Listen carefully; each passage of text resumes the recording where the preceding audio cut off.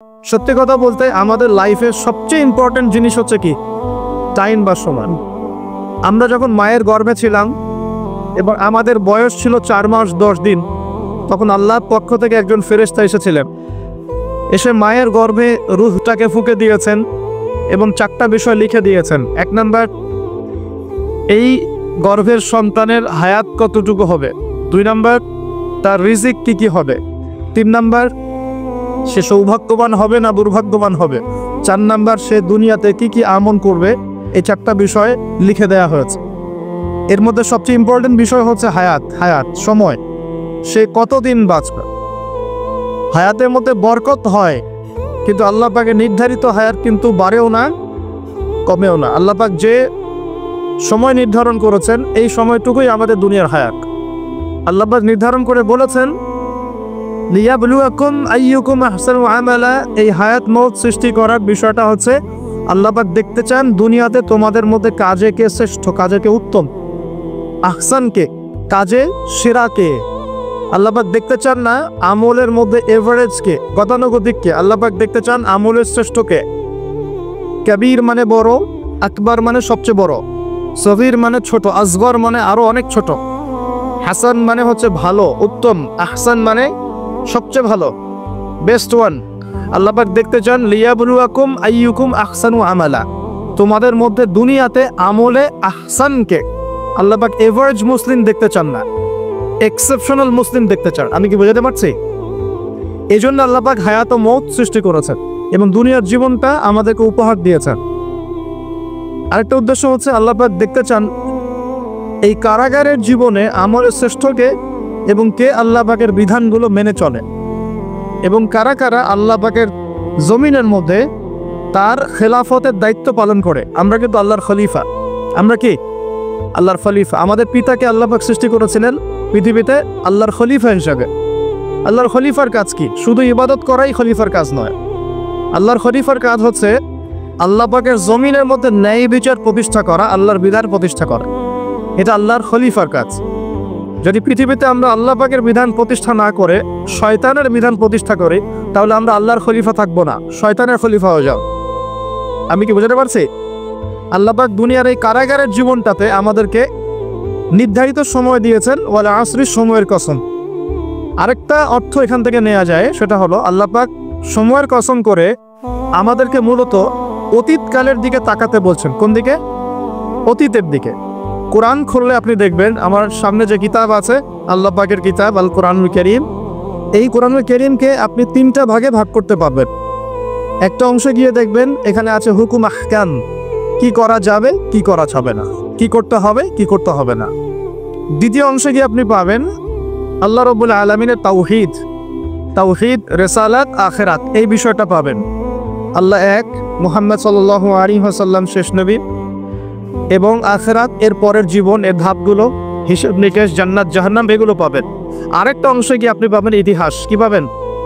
ইতিহাস, পূর্ববর্তী নবীগণের ইতিকথা পাবেন। একদম আদম আলাইহিস সালাম থেকে শুরু করে শেষ নবী মুহাম্মদ সাল্লাল্লাহু আলাইহি ওয়াসাল্লাম পর্যন্ত পুরো হিস্ট্রি আপনি কোরআনে পাবেন ইনশাআল্লাহ। আল্লাহ পাক বলে আসরি বলে আমাদেরকে একটু পিছনের দিকে তাকাতে বলছেন, একটা জিনিস লক্ষ্য করতে বলছেন। সেই জিনিসটা কি? সেই জিনিসটা হচ্ছে আল্লাহ পাক লক্ষ্য করতে বলছেন যে আদম আলাইহিস সালাম থেকে শুরু করে শেষ নবী পর্যন্ত, বলেন মুহাম্মদ রাসূলুল্লাহ সাল্লাল্লাহু আলাইহি ওয়াসাল্লাম পর্যন্ত, আল্লাহ পাকের একটা কমন সুন্নত দেখা যাচ্ছে। কমন সুন্নত, সাধারণ সুন্নত। কি সুন্নত? প্রত্যেক যুগে যুগেই যারা আল্লাহ পাকের বিধান মেনেছে, তার নবীর আনুগত্য করেছে, আল্লাহ পাক সেই মুমিন মুসলিম বান্দাদেরকে দুনিয়াতেও নাজাত দিয়েছেন, পরকালেও জান্নাত দিয়েছেন। ঠিক আছে কথা? আচ্ছা, আরেকটা সুন্নত হচ্ছে প্রত্যেক যুগে যুগে আদম থেকে নিয়ে শুরু করে মুহাম্মদ সাল্লাল্লাহু আলাইহি ওয়াসাল্লাম পর্যন্ত প্রত্যেক যুগে যুগেই যে বা যারাই আল্লাহর কথা শোনে নাই, আল্লাহর বিধান মানে নাই, তার নবীর আনুগত্য করে নাই, আল্লাহ পাক দুনিয়াতেও ধ্বংস করেছেন, আখিরাতেও ধ্বংস করেছেন। এই সুন্নতটা ইতিহাসে একদম কমন। আমি এক্সাম্পল দিয়ে বোঝাচ্ছি। নূহ আলাইহিস সালামের যুগে চলে যান, একটু খেয়াল করে দেখেন, 950 বছর দাওয়াত দেওয়ার পরে মাত্র 40টা বা 80টা পরিবার ইসলাম কবুল করেছে। আল্লাহ পাক এই সারা দুনিয়ায় সেই 80টা পরিবারকেই বাঁচিয়ে রাখলেন, নিষ্কৃতি দিলেন, উদ্ধার করলেন, বাকি সবাইকে ডুবিয়ে মেরে দিলেন। আল্লাহর সুন্নাত, আল্লাহ পাকের কিছুই পরোয়া নাই। পরোয়া আছে? আচ্ছা, তারও একটু আগে যান, আদম আলাইহিস সালামের দুই ছেলে হাবিল এবং কাবিল, মনে আছে? কাবিলের কুরবানি কবুল হয় না, হাবিলেরটা কবুল হয়। তো এখানে হিংসা, এখানে কি হিংসা, পরশ্রী কাতরতা, তারটা কেন কবুল হয়, আমারটা কেন হয় না? এই হিংসার বশবর্তী হয়ে এক পর্যায়ে কাবিল হাবিলকে হত্যাই করে ফেলল, এবং সেই হত্যাকাণ্ডের সাক্ষী ছিল একটা পাখি, তার নাম কি? কাক। কাক, হ্যাঁ, যে কাক সাক্ষী যে আদম আলাইহিস সালাম এর দুই সন্তান, এক সন্তানকে হত্যা করার পর আরেক সন্তান মাথায় হাত দিয়ে বসে আছে, কিভাবে তার ভাইকে দাফন করবে এই জ্ঞান তার কাছে নাই। আল্লাহ পাক কাককে পাঠালেন, সে মাটি খুঁড়ে দেখালো কিভাবে দাফন করতে হয়। তার মানে শিক্ষা আমাদের চারপাশেই আছে। শিক্ষা গ্রহণ করার জন্য সবসময় টেক্সট বুকের প্রয়োজন হয় না। শিক্ষা গ্রহণ করার জন্য সবসময় টেক্সট বুকের প্রয়োজন হয় না, এই ডারউইনের মতবাদের প্রয়োজন হয় না। শিক্ষা গ্রহণ করার জন্য একটু দূরদর্শিতাই যথেষ্ট। বহু মানুষ এই পৃথিবীতে বেঁচে আছেন যাদের অক্ষর জ্ঞান নাই, লিটারাল জ্ঞান নাই, কিন্তু তারা অনেক বেশি অভিজ্ঞতা সম্পন্ন আছেন না?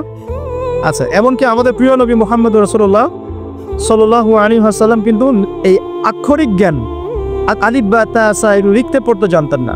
এটা কি আপনারা জানেন? আল্লাহ পাক তাকেই শেষ নবী করেছেন, এবং আমরা তাকে বলি তিনি উম্মি। উম্মি মানে হচ্ছে অক্ষর জ্ঞানহীন। কিন্তু এই পৃথিবীর সবচাইতে জ্ঞানী মানুষ, ইতিহাসের শুরু থেকে শেষ পর্যন্ত সবচাইতে জ্ঞানী মানুষ হচ্ছেন মুহাম্মদ রাসূলুল্লাহ সাল্লাল্লাহু আলাইহি ওয়াসাল্লাম। অক্ষর জ্ঞানী সবকিছু নয়। সিগনেচার করতে পারলেই এই আপনার একটা জাতি জ্ঞানী হয় না। সাক্ষরতার হার বাড়লেই একটা জাতি জ্ঞানী হয় না। একটা জাতি জ্ঞানী হয় তখন যখন তার ভিতরে আধ্যাত্মিক পরিবর্তন আসে, যখন তার ভিতরে মানবিক গুণগুলো ইনস্টল হয়, যখন সে মানবতার কল্যাণে কাজ করতে পারে, যখন সে খারাপ পথে যায় না, ন্যায়ের পথে থাকে, অন্যায়ের পথে যায় না, তখন সে ভালো হয়। অক্ষর জ্ঞান সব কিছু নয়। আর আমরা এখন পাশের হারটাকে বেশি ফোকাস করি। কত পার্সেন্ট পাশের হার, কত পার্সেন্ট শিক্ষিত, এটা বড় কথা নয়, কত পার্সেন্ট পাশের হার। পাশের হার সব কিছু নয়।